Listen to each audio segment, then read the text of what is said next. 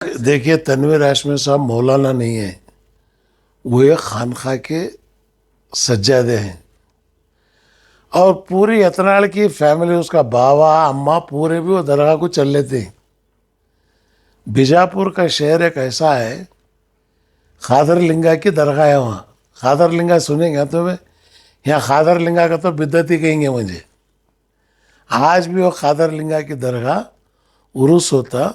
एक बहुत बड़े सूफी बुजुर्ग थे, और सूफी गरीब नवाज रहमतुल्लाह अलैह। देखो आप, रंग गहरा रंग है। बीजेपी वाले बोलते हैं ये हमारा रंग है बोल के। और आज भी गरीब नवाज के बारगाह में उनका लंगर जो है गोश्त नहीं है, मीठा खाना है। क्योंकि गरीब नवाज रहमतुल्लाह अलैह 800 साल से रिवायत है, मेरे दर पे जो भी आदमी आता भूखा नहीं जाना, खा के जाना।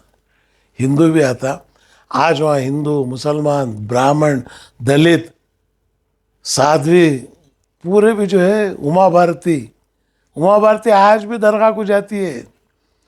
तो ये सिर्फ जो है येडियुरप्पा के बेटे को प्रेसिडेंट बनाने के बाद यत्नाल बहुत हिंदुत्वमय बोल के साबित करने के वास्ते मुंह कैसर के बातें कर ले फिर रहा। तनवीर हाशमी साहब की अपनी एक विकार है, उनका कसब है, नसब है, ख़ानदान है।